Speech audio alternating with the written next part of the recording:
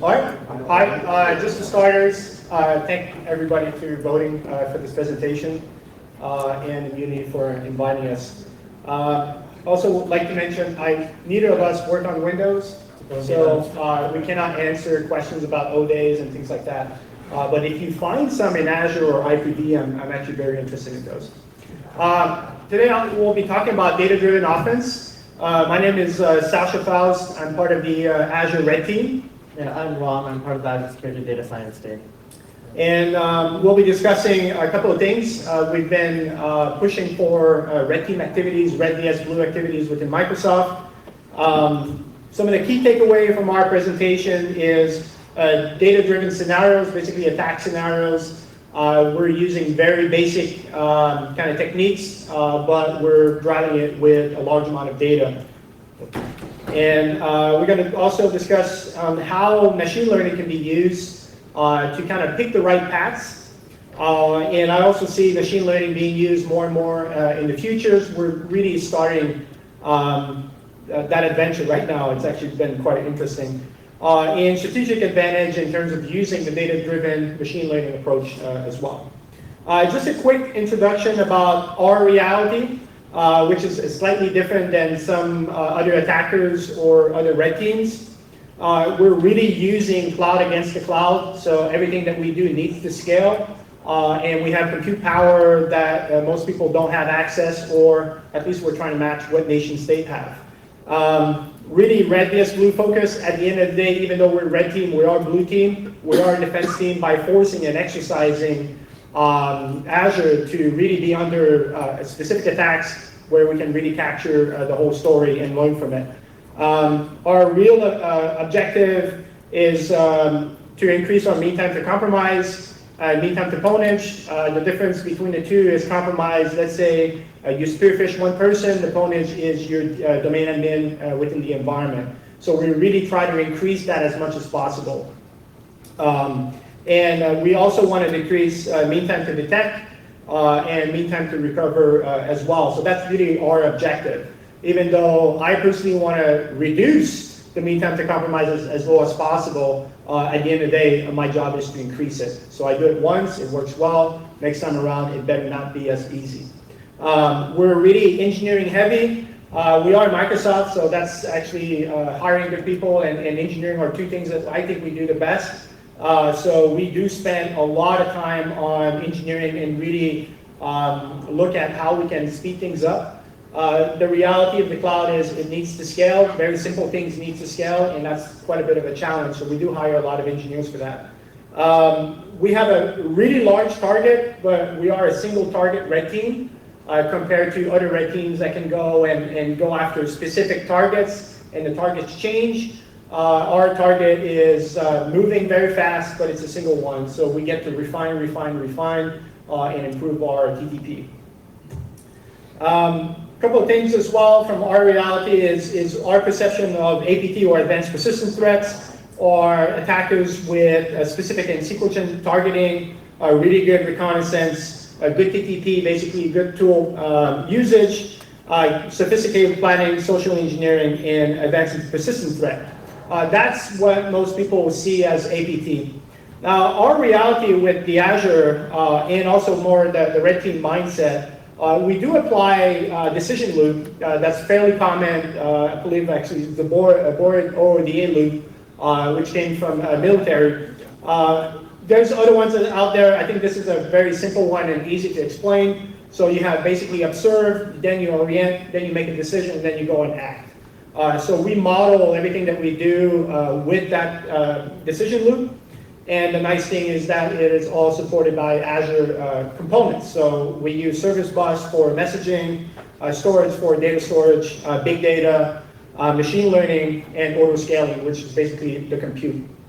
So any kind of flow or logic that we have, we can always augment them, and they automatically scale, not by magic, but sometimes it looks like that. A good example, I would say, of what I've personally seen in the market, and it's kind of a plug, is the Swarm project from Immunity. I think they're gearing towards that direction as well, but more from a commercial standpoint, or at least available to everyone. I've seen other implementations that are very expensive and are fairly restricted in terms of availability. But the Swarm very mimics, very similar to what we're doing. So that led to kind of start making us think about what's the next generation of APT, and that's really where we try to operate as much as possible. So we see next generation advanced persistent threat as really intelligence-driven machine learning, varied persistence mechanism, diversions, to always try to change things, and multi-front assault, so basically multiple device, Internet of Things, mobile to PC, and so on and so forth. For the purpose of this presentation, we'll focus only on intelligence-driven and machine learning. We'll keep the other ones maybe next year or some other conference as well. Yeah, so basically intelligence-driven and machine learning is what we're going to focus. So I've mentioned before that we're going to use very simple scenarios that I hope everyone in this room understands. This is an offense conference, so I won't go too much in terms of explaining what pivoting is. I hope most people here understand. Maybe a hint is you can do pass-the-hash pivoting and move from one identity to another from machine to machine. So that's fairly the model that or the scenario that we're going to describe. So even though I do apologize for my graph, we deal with very large amount of data, and graphing out is not really our skill set, and some of the tools that we're using has failed us. So it does look like the ISR, but I'll basically give kind of a quick overview of that. I'll also like to mention that this is really post-exploitation, like post-breach. We've already compromised the environment. Use your method. Phishing works. It will continue to work for a very long time. You can phish basically a very low-value asset. Go do your smash and grab. Basically, just compromise a low-value asset. Go grab information, extract it, analyze it offline, and come back with a plan. So that's pretty much the approach that we have.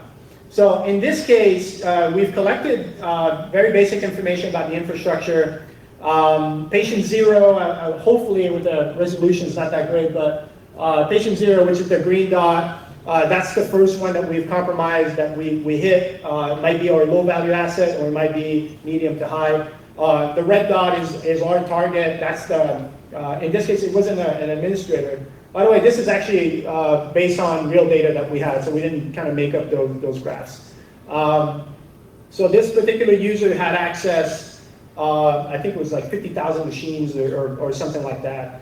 And all the black dots are basically a sample of some of the machines that I think it's 1/5 of the machine that the user had access.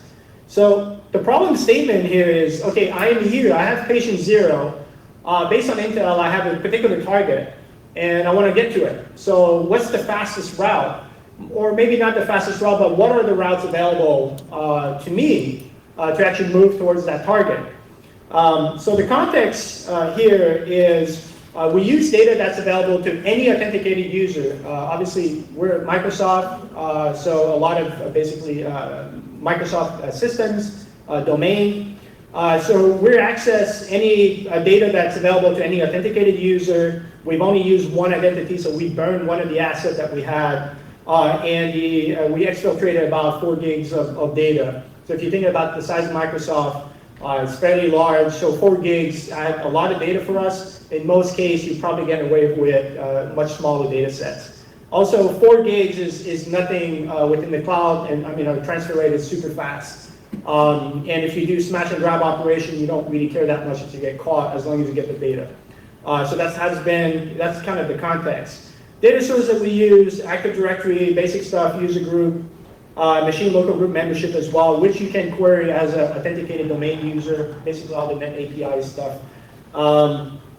Implementation, SQL Azure, Service Bus for communication, worker role for scalability, and remote PowerShell to do the pivot, live off the land, so we use whatever is available on those machines. So let's go back to basically our initial problem statement, and let's see if we can actually build some routes towards our target. So, yeah, hopefully everybody can see. I did not anticipate the resolution. So what we've done here is from our patient 0, we've looked at okay, which machine does this particular user administers? Which machines this user is basically local administrator of, or inherit administrative privilege through domain groups, for example. And we've seen here that we've actually had 7 machines. That user had 7 machines that could be managed. And just as a pointer, all this data is being analyzed completely off the network. So you're not doing any sort of additional events or so on and so forth. You're really analyzing everything offline. So going back, you can do your smash and grab, be very noisy, steal the data, then you come back with a much better plan, and you actually have a very good control over the type of events that you're generating, and you can anticipate them as well. So we have 7 routes to evaluate. We've done basically in this particular thing, we've done 0 actions, we have 0 routes. The assets that we have now, we actually have 1 identity, which is our patient 0, and we have 7 servers. We didn't touch it, but we know we can. So that's basically what Recon gave us. So if we actually go, now that we know that these 7 machines are being managed by that particular user, that gives us possible routes, opportunity of pivoting. So we can go query those machines, again, offline. We query those machines and we can say, okay, what are the other identities that are managing these machines? And that creates, for us, opportunity of pivoting. And then you can basically reapply the process over and over and eventually build some routes. So in this one, we've done a one-level depth analysis of what patient 0 had. And what we found is we identified 3 other identities that we basically own at this point, or most likely own at this point. And we basically repeat the cycle. So we have those identity 1, 2, and 3, and then we can analyze, okay, which machine they administer, which machine they manage, and also, is the machines that they manage is also managed by our target, right? So we see here that the smaller red dots are machines that are both managed by identities or new assets that we've acquired and the actual target itself. So we have a high likelihood that we can probably pivot towards that particular target or compromise that identity. We also see that patient 2 has basically no routes. So for us, for the meantime, for the current state, that is a low value asset. But patient 1, actually patient 0, 1, let me see it, oh, my apologies. Patient 1 and 2, so 1 and 3 are high value assets, become suddenly higher value asset. So in our system, we can change some flags on those particular identities and says, okay, now this identity, let's augment the value of them because it gets us towards our goal. So we've done basically 7 actions. So we did have, in this case, we had to go touch those servers to see which identities are actually residing on them. But we've also created new routes. So now we have 12 valid routes to our target. These are routes that we can keep on our back pocket. We can use 1, we can use 2 or 3. But now these are basically game plans that we have in our back pocket. And again, we have not disclosed TTP to potentially the blue team or I guess the defense team in this case. So these are routes that are available to us and we don't have to disclose them. We have new assets at this point. We have basically 23 servers and 4 identities. So one thing also is all these assets that we are now owner of, we didn't have to touch them. So we can repeat the cycle again and again and again and again, and it gets complicated over a large environment. But at this point, we have routes that we know are valid. We have never touched these servers, so there's no traces whatsoever. And then we can use one route and then see if we get caught or not, right? So we can start playing this game and we can repeat the cycle over and over again. So the POEM report, or I guess the pass the hash pivoting, at that point, basically your compromise or your initial target is completely hosed. You may want to act on it at the current time, or you can act on it later, but we know that we can basically compromise our target. So the mean time to pwnage is seconds. Your data-driven approach is extremely fast and very surgical. So your mean time to pwnage is pretty much seconds after the initial breach. We've only caused about, we've done actions on about 9 targets. Minimum pivot required is 2, and we know we have 2 routes, 12 routes. So we've done very minimal noise within the environment, and we already know that we can go after our target. So good luck from an investigation perspective to even kind of get alerting that this is about to happen. There's very, very little trace, and it's extremely efficient. Now, I know this is an offense, so we'll skip the defense part. We'll actually move them pretty fast. But from a blue team learning, there's a very comprehensive TTP exposure, basically technique, tactic, and procedure exposure analysis. So now the red team can share and say, hey, we had 12 routes to our objective. We didn't act on it, but if you want to do mitigation or you want to do your kill chain, you can actually use this data to evaluate the efficiency of your mitigations. Dramatically increase awareness. When you start letting that thing loose on the network, people will start like freaking out, basically, including me. Sometimes this thing goes too fast. And it has, sometimes it goes after machines that you didn't necessarily anticipate, or you have a bug and suddenly you no longer had one target, but you end up with like 5,000, 6,000 targets. And then the recovery, the blue team is not always happy about that. Measured mitigation of impact, I've mentioned that, and now you have actually measurable key progress indicator in terms of both red team and blue team as well. Now, if you're nation state and so on, and you say, I don't care about blue team, your key progress indicator is actually still pretty good because you can measure the efficiency of certain routes and certain TTPs as well. So I've added a few, and again, I apologize, some of our graph is really hard to represent, and we're not really good visualization guys. But I'll give some example based on a current op I'm working on. So if we look at this, and it looks horrible, but so the main green dots are identities that we have compromised. The black dots are machines that are compromised. The yellow ones are where we have our malware, basically our zombie inside the environment. So this is basically a command and control. And red is the targets that we initially had. You look on the right side and you see a couple of blue dots. These are targets that we haven't really found a route yet. So based on the current data set that we have, then we can repeat the cycle again and see if we can eventually find routes towards those targets. So the next graph is even uglier, but hopefully it represents the problem. And this is only a one hop, so we just did one step further and says, okay, here's all the machines, all the users, and try to connect the dot just at a one hop level. And it looks like this. So you have basically exponential number of machines that get compromised, and then the relationship between them gets more and more and more complicated and hard to visualize. But at least from a management perspective, we're able to say, here's our current snapshot. We don't have to talk too much, and we can just show the pictures and say, okay, we've made progress today, next week, here's the progress, and so on and so forth. So for some of you that works in intelligence services, or I guess real red teaming against either your own nation or others, you can actually give reports, and they're fairly comprehensive and easy to understand.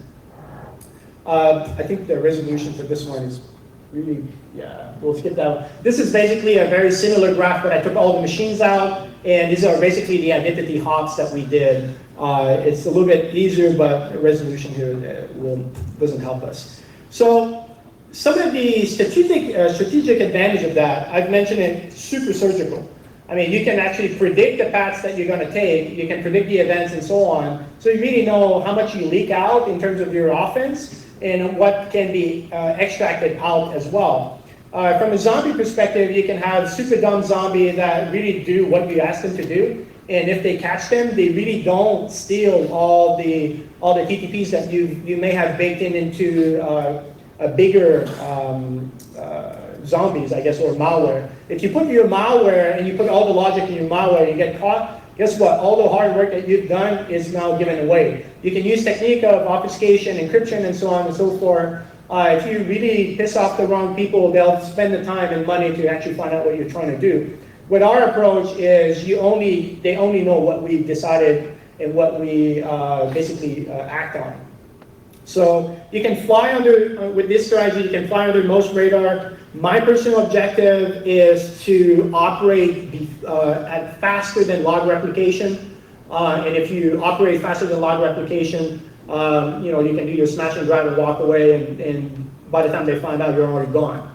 So that's my personal objective. That's why we're really data-driven and try to automate as much as possible.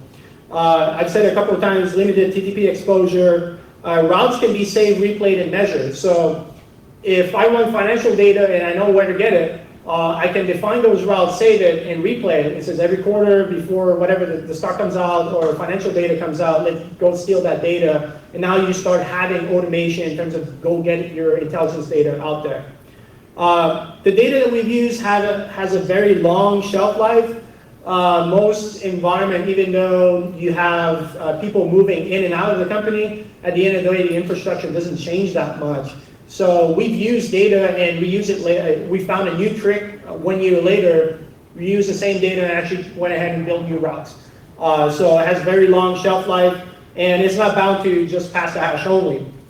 For example, you can use this to do paving egress routes, path avoidance. Consider it a GPS. So your GPS has the shortest path, has the scenic route, has other types of routes as well, or your preferred route too. So you can kind of design the routes that you take. You can choose the routes that you take depending on your needs. So if you want to do, if you know that certain machines have a higher monitoring and you actually find ways to your targets around them, you can build that into your automation as well.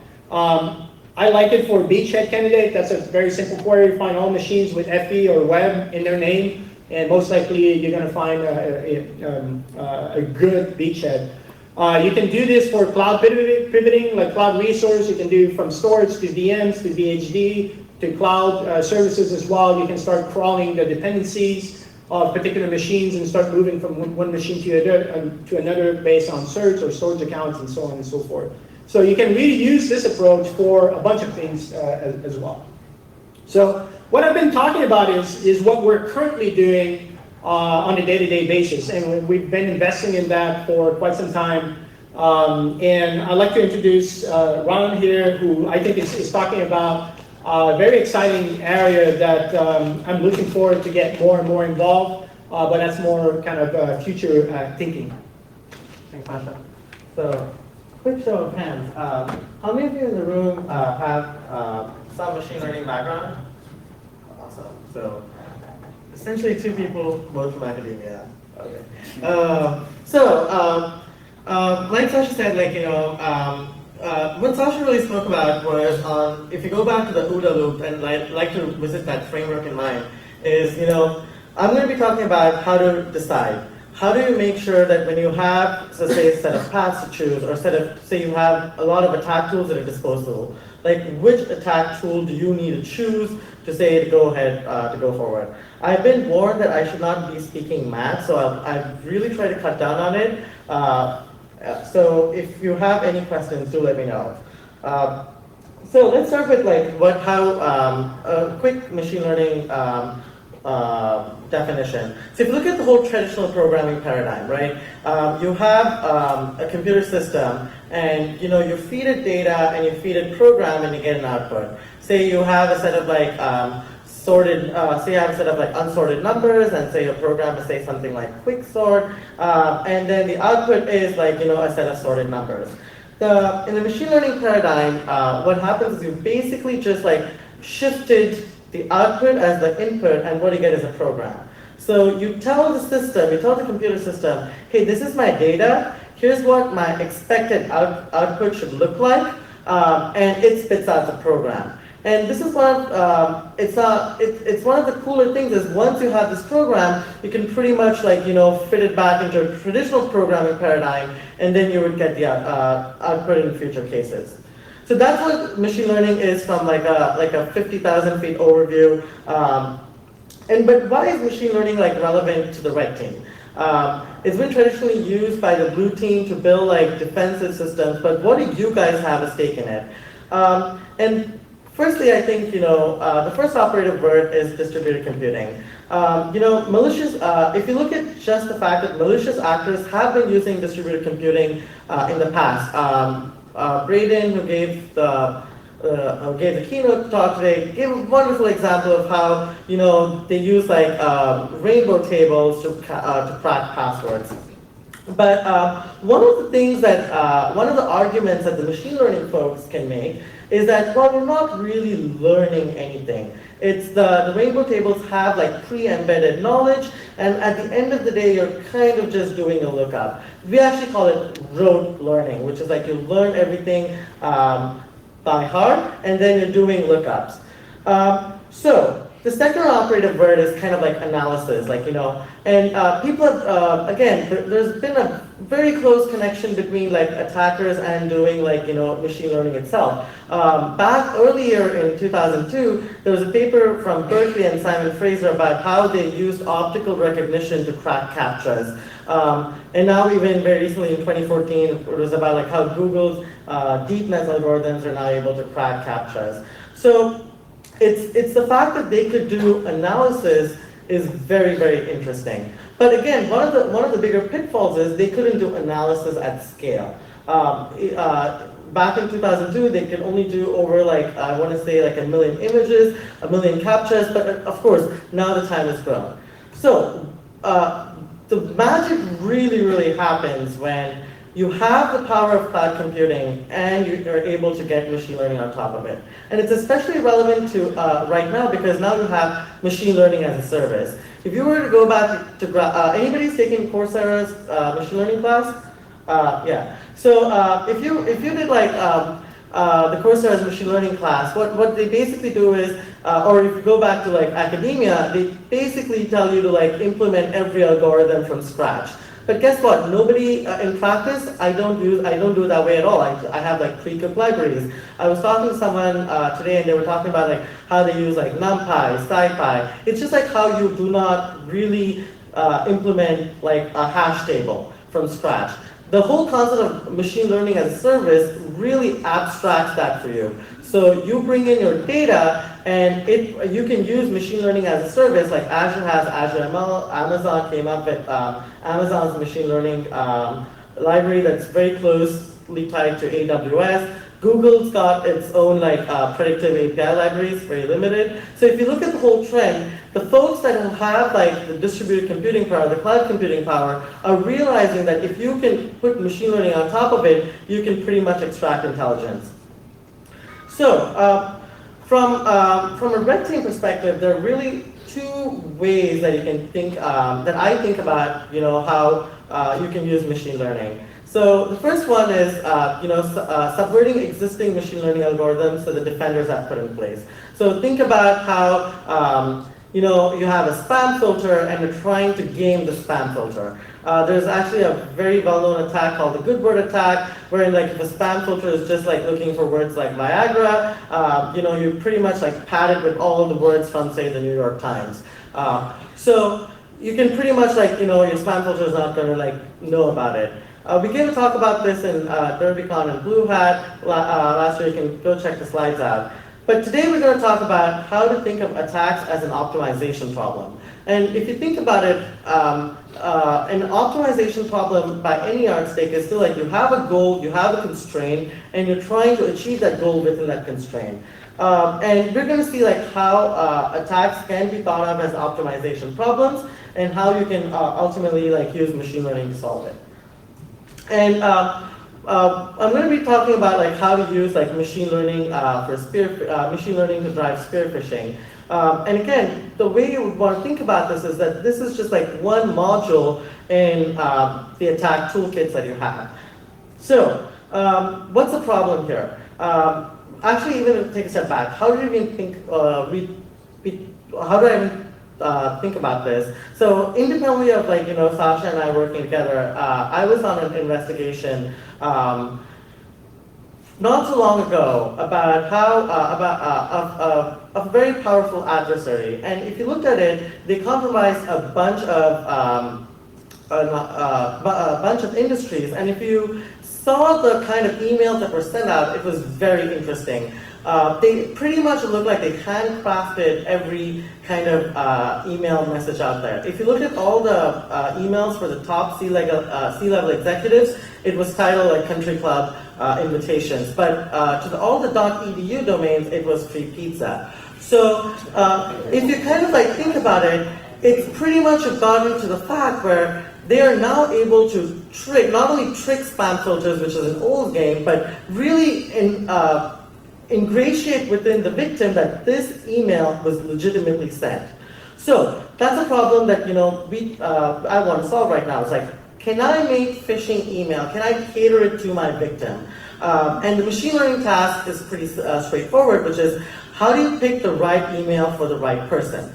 And this is a tried and solved problem in machine learning of using recommender engines.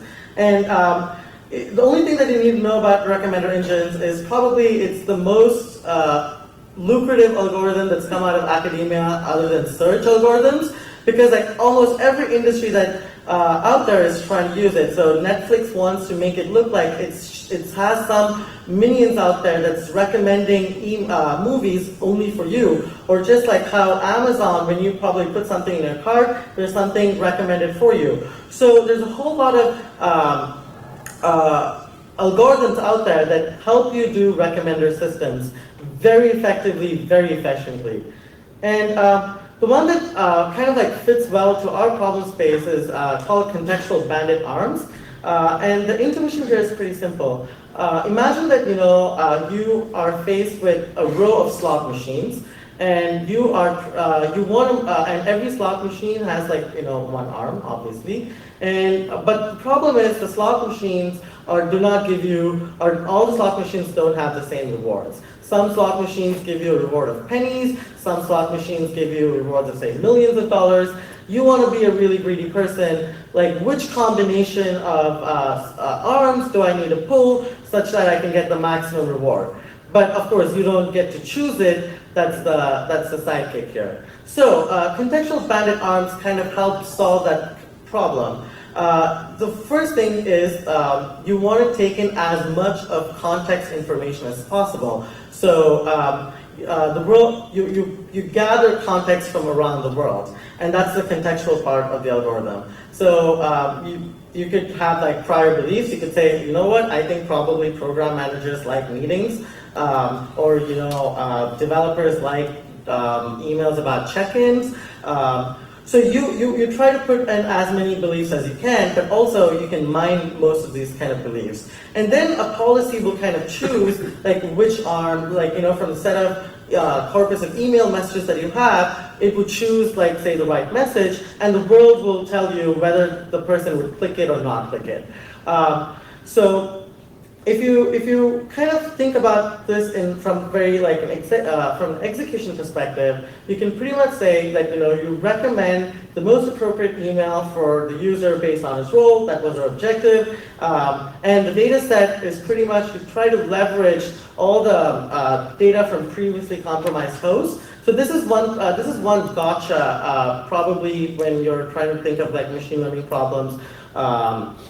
In your cases, is you really want to start, if you really want to like start thinking about using machine learning for your systems, you want to be able to start taking data from your compromised systems. You need to start collecting metrics without which you would not be able to predict anything. So the input was pretty much an email corpus, and the context is like the role and title of the person, and the action is whether you click or not click.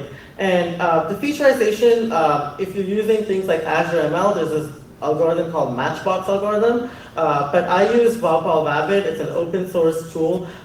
Which is pretty much covering most of the independent ad search engines out there. It was developed by John Lanford at Microsoft Research, but he did it when he was at Yahoo. But the cool part is it's I/O bound with 25 million email messages from like standard corpuses. It pretty much crunches at blazing fast speeds. So, and it's very specific for large scale learning, which is what we're talking about today. And one of the tricks, so there you kind of like built it. You have the system, but how do you know it kind of works? We have a framework within Microsoft called UHRS, which is pretty much like tailored for evaluating recommender systems. So we submitted it and these samples out there, and we found that the overall click-through rate, and the word click-through rate is an artifact of ads, because that's what contextual bandit arms were originally designed for, was increased by 23%, with a good increase from the folks who we thought were programmers, but not so good increase from folks who thought were developers. So it's probably easier to, I don't know, go after program managers, I guess. So Sacha is shaking his head because I am a program manager, and I'm very afraid.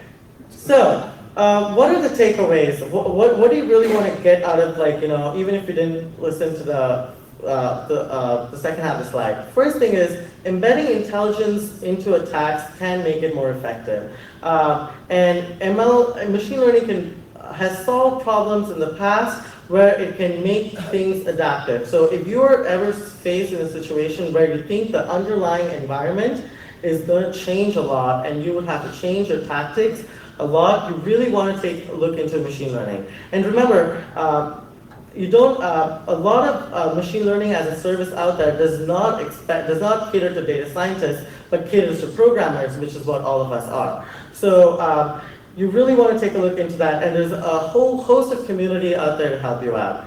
The tricky part is to kind of really understand, like, how your objective function maps and like what algorithm to choose. It's a steep but short learning curve, and just pretty much comes with practice. If you're really not, one strategy would be, of course, to try every machine learning algorithm that your MLAS as a service offers, but you're going to pretty much be wasting compute and storage space. So I would recommend probably partnering up with the data scientists to probably help you out. But again, one easy tip that you can do, and this is what I come to kind of believe, is you can pretty much take what the blue team is building in terms of behavioral analysis and use it to your advantage. I actually am not part of the red team. I'm actually part of the security data science team, and pretty much the graphs and the things that what Sacha showed you actually stems from the work that we were doing for generating automatic kill chains. So it's very much easy for you as a red team member to kind of like grab what the blue team members are doing and use it to your advantage. So with that, I'm gonna make Sacha come and let it go.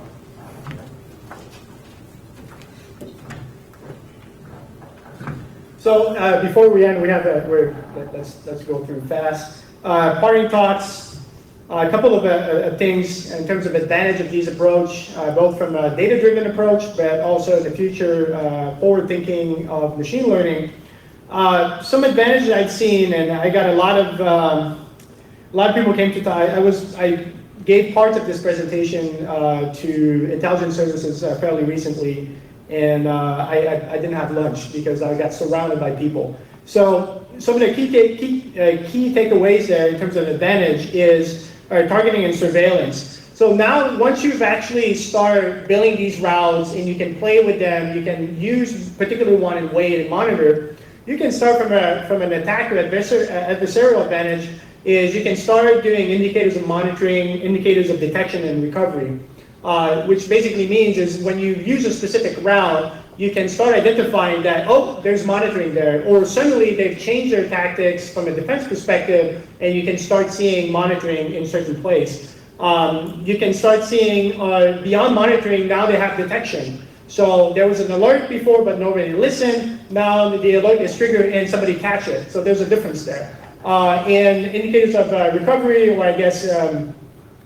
erasing, is now you got booted off. So let's try again that route. Oh, we get booted off. We used to get booted off within 20 minutes. Now we get booted off within probably 10 minutes. Oh, okay, their log replication probably accelerated. So there's some really good advantage there. You can automate and reuse the attack planning.